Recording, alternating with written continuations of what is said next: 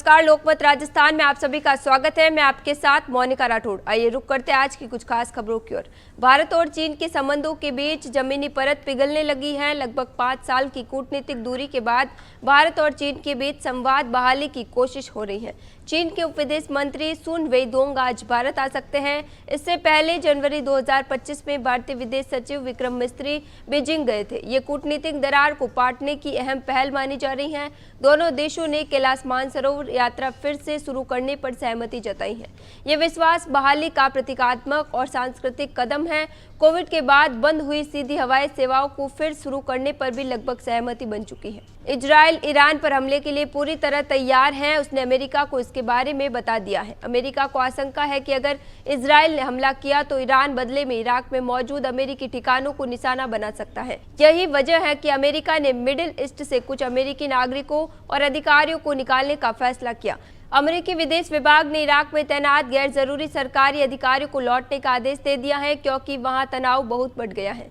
इसी बीच middle east में Trump के दूत स्टीव विटकॉफ अभी भी ईरान के साथ परमाणु कार्यक्रम पर छठे दौर की बातचीत की तैयारी कर रहे हैं। ये बातचीत कुछ ही दिनों में होनी है। पाकिस्तान के आर्मी चीफ आसिम मुनीर इस हफ्ते अमेरिका दौरे पर पहुंचेंगे। वे शनिवार यानी 14 जून को वाशिंगटन डीसी में अमेरिकी सेना की 250वीं वर्षगांठ के जश्न में शामिल होंगे। इसी दिन अमेरिकी राष्ट्रपति डोनाल्ड ट्रंप का 79वां जन्मदिन भी है। इस मौके पर राजधानी वाशिंगटन में एक परेड का आयोजन होगा।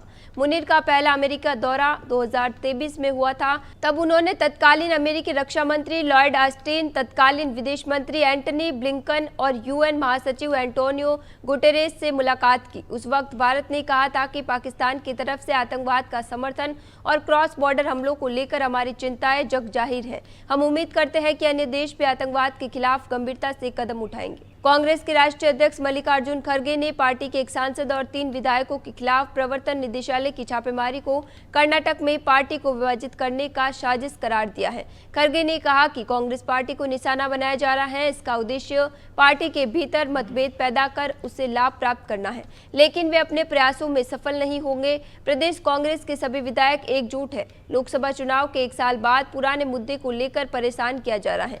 यह अनुचित है। खड़गे ने कहा कि ये जानने का इंतजार कर रहे हैं कि प्रवर्तन निदेशालय इस घोटाले को क्या मोड़ दे रहा है। भाजपा के नए राष्ट्रीय अध्यक्ष का चुनाव 21 जुलाई को संसद के मानसून सत्र की शुरुआत से पहले हो सकता है। अगले हफ्ते से इस दिशा में कवायद तेज हो जाएगी। लगभग 10 राज्यों में नए प्रदेश अध्यक्ष चुन लिए जाएंगे। इसके तुरंत बाद राष्ट्रीय अध्यक्ष की चुनाव प्रक्रिया शुरू होने की उम्मीद है।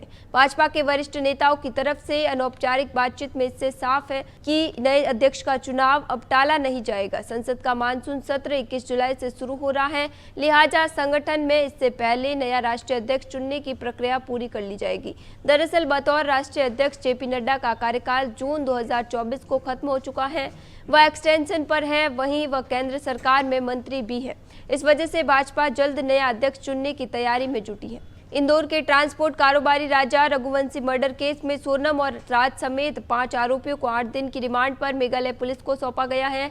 सभी आरोपियों को 9 जून को मध्य प्रदेश और उत्तर प्रदेश में अलग अलग जगह से पकड़ा गया था। इन्हें बुधवार को मेघालय कोर्ट में पेश किया गया। पुलिस ने इनकी रिमांड मांगी थी, जिसे कोर्ट ने मंजूर कर लिया। रिमांड मिलने के बाद मेघालय पुलिस आरोपियों का आमना सामना कराने के साथ सीन रिक्रिएशन भी करा सकती है। शिलोंग एसपी विवेक सेम ने कहा कि राज के साथ ही तीनों सुपारी किलर्स ने कबूला है कि सोनम 22 मई को शिलोंग पहुंच गई थी। राजा को मारने का प्लान इसी दिन का था। इसके लिए सोनम ने तय किया था कि वह राजा को पहाड़ पर ले जाएगी। पश्चिम बंगाल के दक्षिण 24 परगना जिले के रविंद्रनगर इलाके में 2 समुदायों के बीच हिंसक झड़प हो गई। इसी दौरान उपद्रवियों ने पुलिस थाने के बाहर पथराव किया, टायर जलाए और एक बाइक को आग के हवाले कर दिया। अब तक 12 लोगों को गिरफ्तार किया गया। घटना में 5 लोग घायल हो गए। वहीं एक महिला पुलिसकर्मी सहित कई पुलिस वाले भी घायल हुए हैं। स्थिति संभालने के लिए कोलकाता पुलिस और रैपिड एक्शन फोर्स तैनात की गई है। पुलिस को आंसू गैस के गोले छोड़ने पड़े। पश्चिम बंगाल विधानसभा में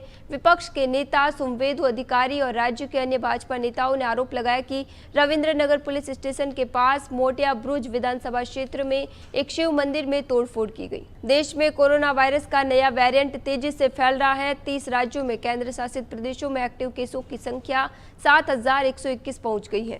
एक हफ्ते से औसतन हर दिन 400 नए केस सामने आ रहे हैं। केरल में सबसे ज्यादा 2,223 मामले हैं। स्वास्थ्य विभाग के अनुसार बीते एक हफ्ते में कोरोना से 23 लोगों की जान गई है। नए वेरिएंट से अब तक 74 की मौत हुई है। गुजरात के स्वास्थ्य मंत्री ऋषिकेश पटेल ने बुधवार को कहा कि सर्दी, खांसी और गले में दर्द होने पर खुद को क्वारंटीन कर लेना चाहिए। सार्वजनिक स्थानों पर जाने से बचे। राज्य में बढ़ते मामलों के बीच राज्य सरकार केंद्र से संपर्क में है। फिलहाल के लिए इतना ही, फिर लौटेंगे एक नए सच के साथ। तब तक के लिए दीजिए इजाजत। नमस्कार।